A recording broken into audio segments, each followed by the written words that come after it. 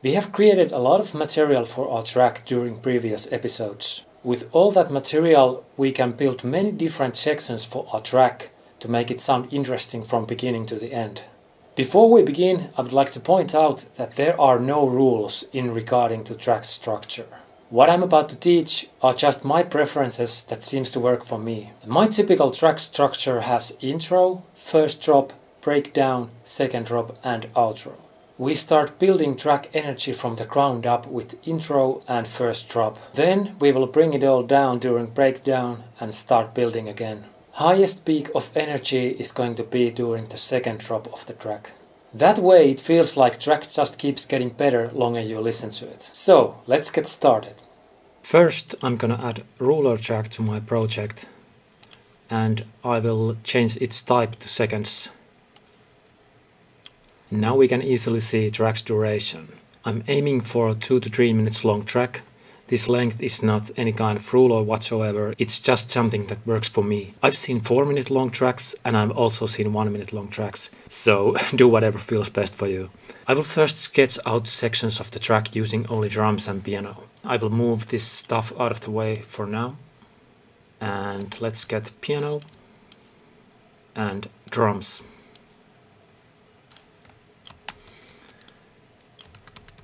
For now, I will just copy this piano all across my track.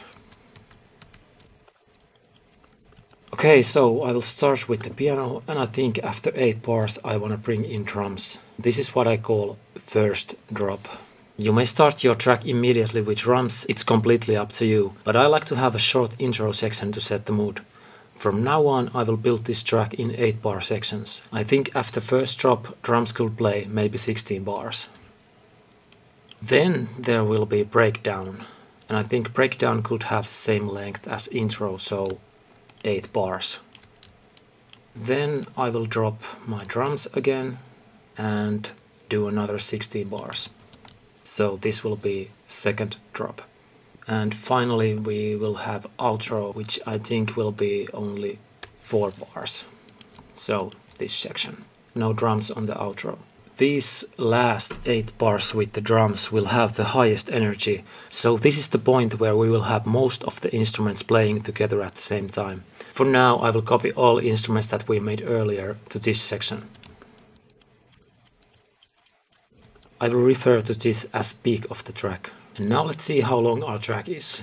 2 minutes and 50 seconds. I think that's fine. If you have slower BPM and use this structure, you will obviously have a longer track, so you have to feel it out if that's too long.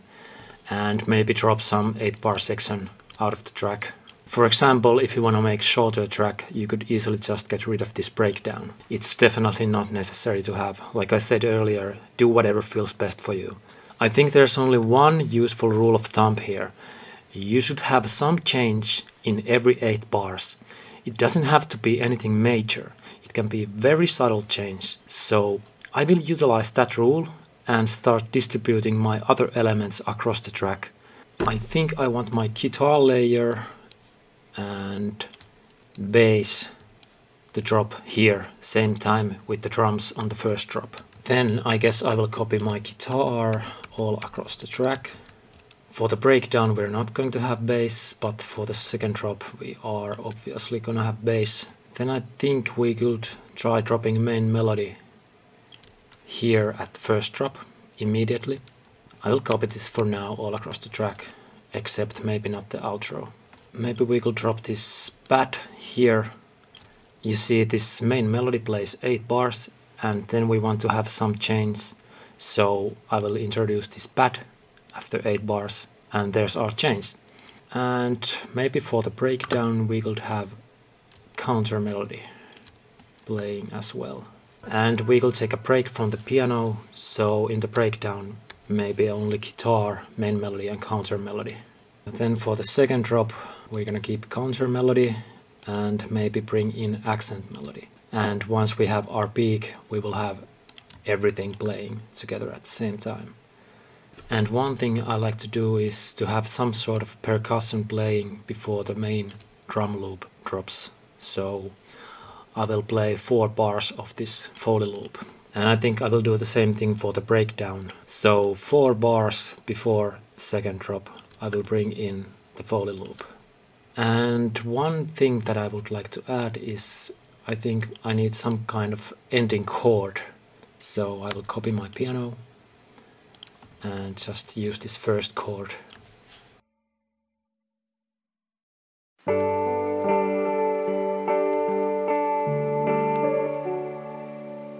I think I'm going to do fade out for this guitar.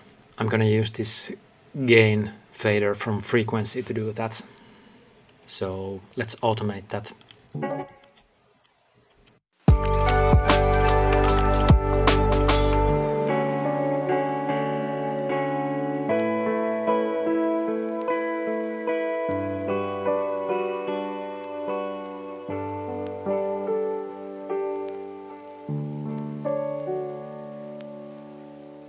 Yeah, that could work as outro.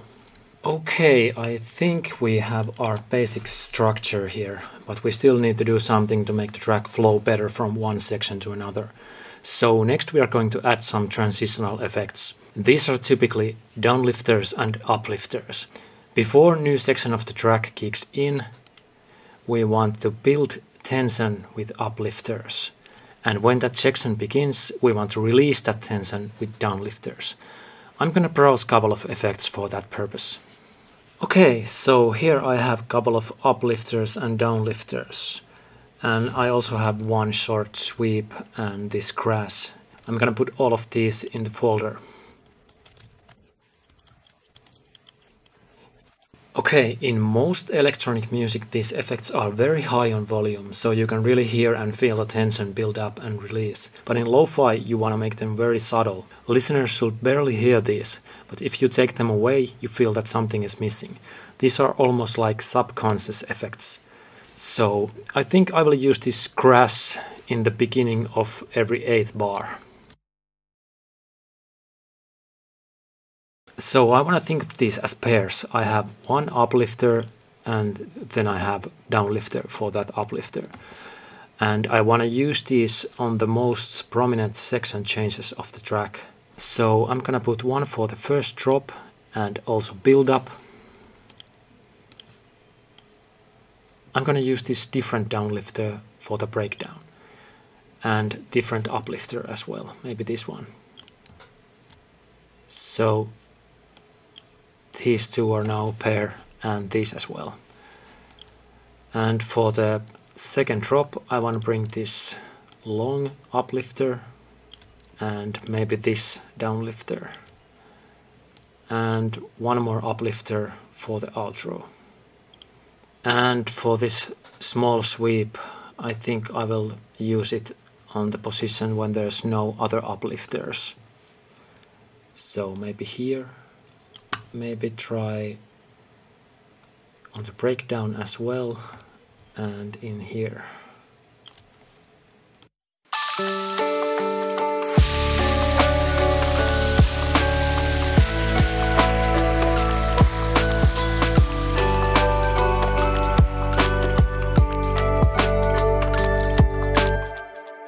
Okay, and for the processing I will typically just add low cut for these.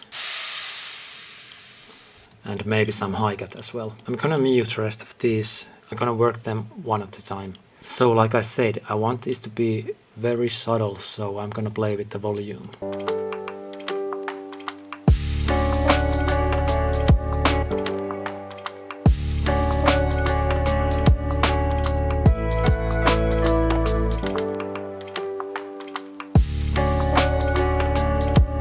Then I'll move on to this fast sweep.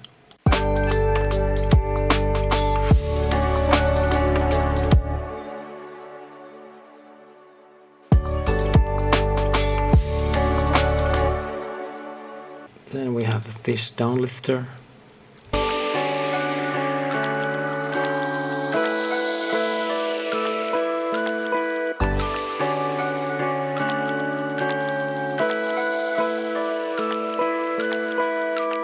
I think this is too long for this breakdown, so I'm gonna disable that for now.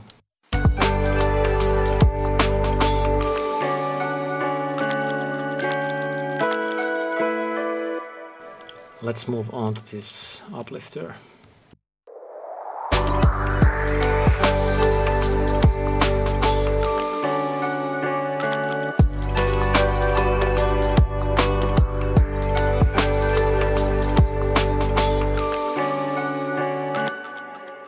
Then we have this downlifter. I think this could benefit from delay.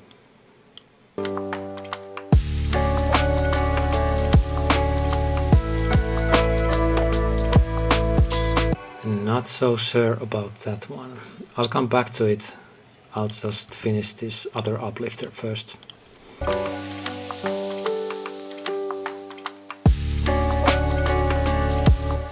Let's try this another uplifter here.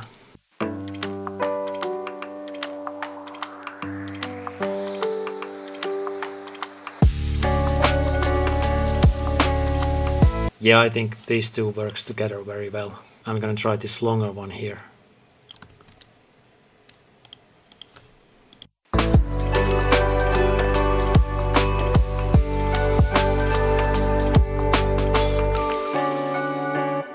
Yeah, that's better.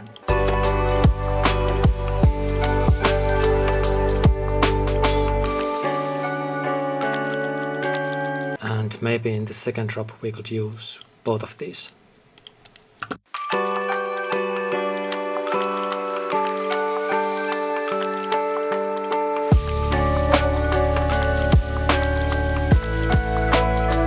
Yeah, that's nice.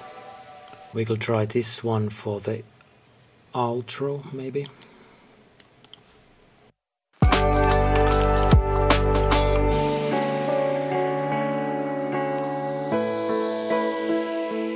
Yeah, just lower on volume.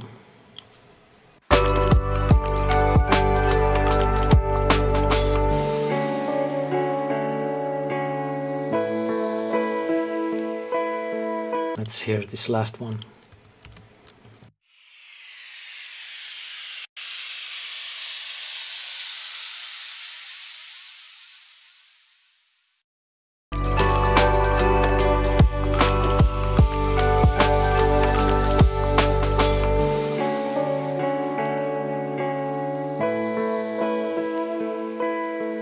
Yeah, I think that's it for the downlifters and uplifters. One more thing we could do to make transitions more interesting is adding some breaks to the rhythm. For example, here, before dropping this pad, we could mute last beat of the drums.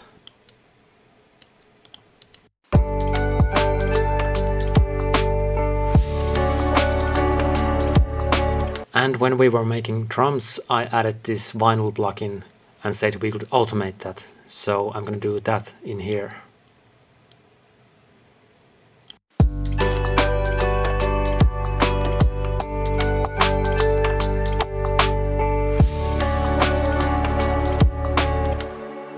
We could also play with the positions of these effects.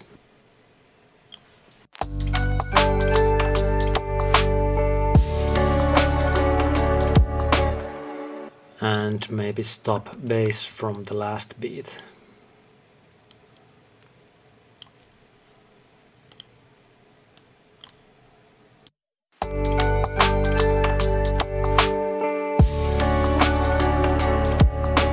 Yeah, that makes this drop a lot more powerful. I will add some more breaks throughout the track. I think I want to do the same thing for the intro, so I will mute this Foley loop on the last beat, and I think I will move this uplifter a little back, and we could bridge this gap with this one short sweep.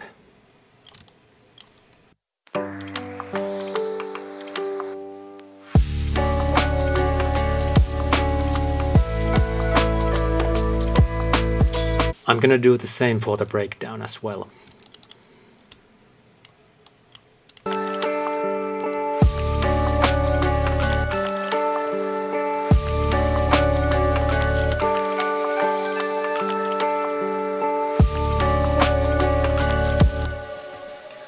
Here I don't move these uplifters back. I'm gonna add one more rhythm break here before the peak. Mute the bass from here as well, on the last beat.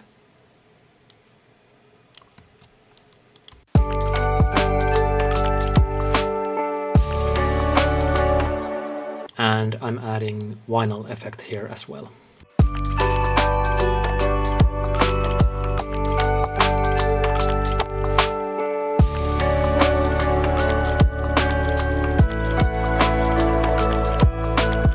think these transitions are sounding a lot better now. Next we could add some crackle to the track. I'm gonna use this Vital Noise 5 from Coast Hack Lo-Fi Hip Hop Volume 1. I'm just gonna copy this all over the track. And I will remove lows from this.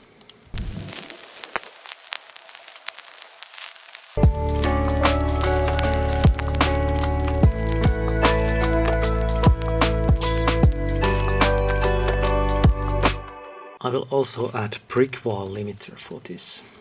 As you can see from the waveform, there are some random peaks on this noise sound, so I will eliminate those with this brick wall limiter.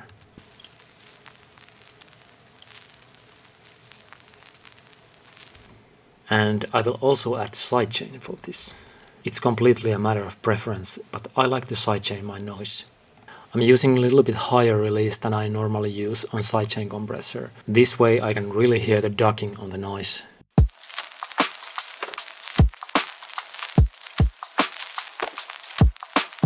And of course I'm gonna make it lower on volume.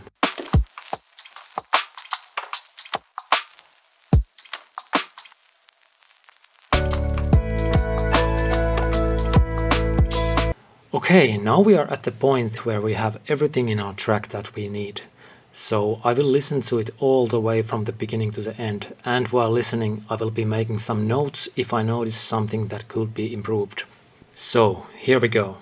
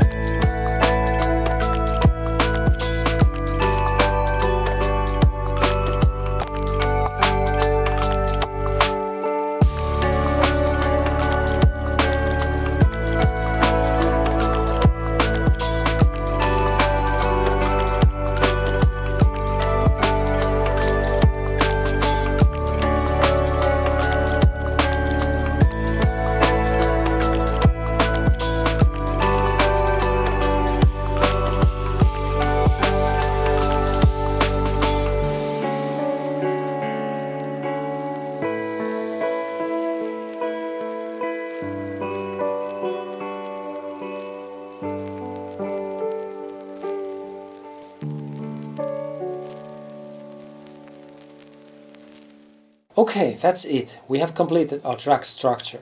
Although the track is not finished yet, in the next episode we will be mixing our track. And after that we have to master it. But we are certainly getting closer releasing our track. So I hope this was helpful and I'll see you in the next episode.